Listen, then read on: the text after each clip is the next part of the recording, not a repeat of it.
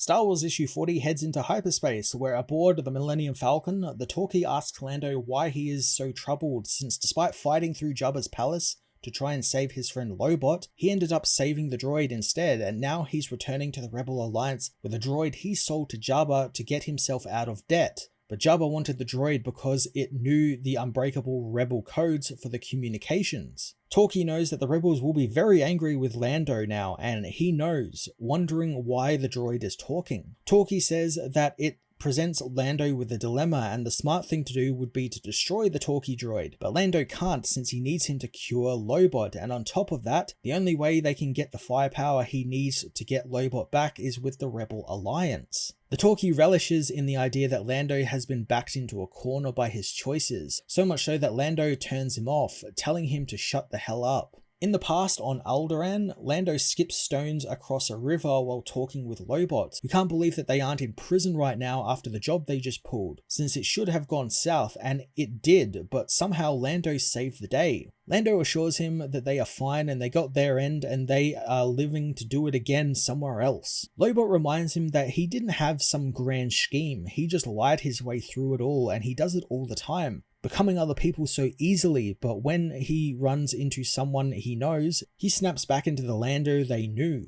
Lando wants his friend to get around to asking the question he wants to ask, so Lobot asks how the hell does he just lie like he does? Lando tells him that he treats it like a full-time job and keeps notes on everything. Skips another stone, and this time it shatters the glasses in the hand of a couple who are sailing across the river. Lando politely apologizes to the couple, telling them to sail back round and he'll pay for their drinks and the entire boat ride. He tells them what happened was pretty lucky, but the couple wave him off, saying that it was just an accident.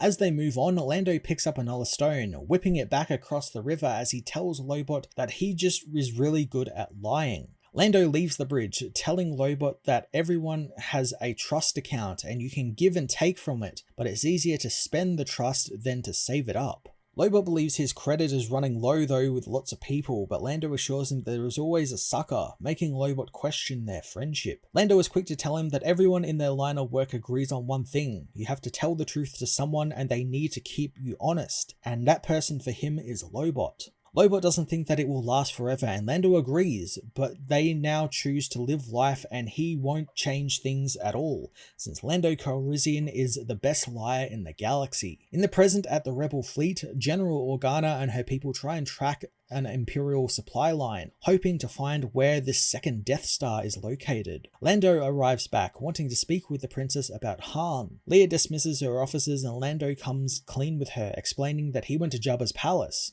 Leia is concerned since he could have lost one of their most valuable ships, but Lando reminds her that he was there as well, and he just had to know what was going on with Han since Boba Fett delivered him to Jabba. He says he didn't tell the princess since she wouldn't want him to go, or worse, she would want to come with him. But he assures her that Han is still in carbonite and being used as a wall decoration in Jabba's throne room. He tries to tell her about the droids, but she is already well aware since something is happening to the fleet too, and it's like the droids are unified and coming from one single source. Leia tells him that they have deactivated most of the droids and it's caused their fighters to be grounded since they don't have any astromechs to use, and it's why the Falcon is so important since all combat capable ships are crucial right now. Lando thinks he can help with this problem, telling Leia that the Scourge took Lobot and were controlling him for some reason, and luckily he has a tracker in his implants, so they can follow him to where the Scourge's base is and destroy it. Leia wishes to help, but reminds Lando that they are stretched too thin without the droids working, but Lando isn't having any of it, telling her that Lobot has saved her and the Alliance so many times, but then he decides it's not worth the argument, guessing that he was wrong about Leia wanting to help. He decides that he'll go and track down Holdo and maybe she will do the right thing too.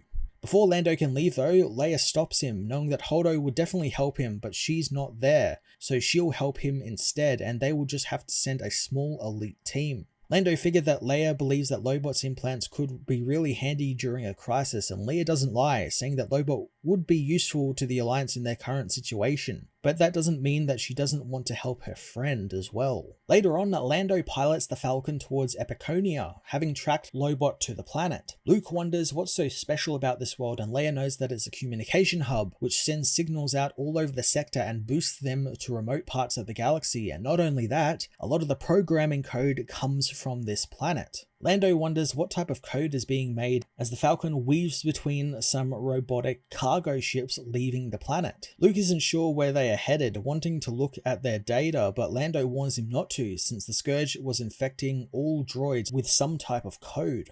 Luke knows that they don't have a droid on the ship, but Lando reveals they actually do, apologizing to L3, who now inhabits the Falcon's navicomputer. He shuts the systems down, causing the ship to rumble as Lando tells the group that he'll have to take navigation offline, as the ship being infected could be bad for them. Leia hopes that he can fly without the computer, and Lando knows that he and Chewbacca can do this. He brings the Falcon down on some comm dishes, wanting to use them to slow their descent. The Falcon screams over the dishes, causing many to explode as Lando jammed the controls down, skidding the Falcon across one of the dishes and bringing them to a full stop. In the Scourge's factory below, the being finds their work is progressing well, and soon every mind in the galaxy will be theirs to consume. Lobot, who is overseeing everything, senses Lando is close, spotting him and the others on the camera he's tied into. Scourge is enamored by the fact that Lando brought Luke Skywalker with him, as he is an adept in the Force and experimenting on him would give them a great advantage. The Scourge lament how he just wants to know and touch the Force and consume it, as the rebels meanwhile head through the town, finding that no one is actually around. As Lando rounds a corner, a horde of Scourge droids confront them, telling them that if they attack, they will kill them all, and instead all they need to do is just wait and this will all be over. Lando replies to their demands by blowing the robot's head off, causing the others to attack them. The rebel heroes cut them all down as Lobot tells his friend that this will all be over very soon.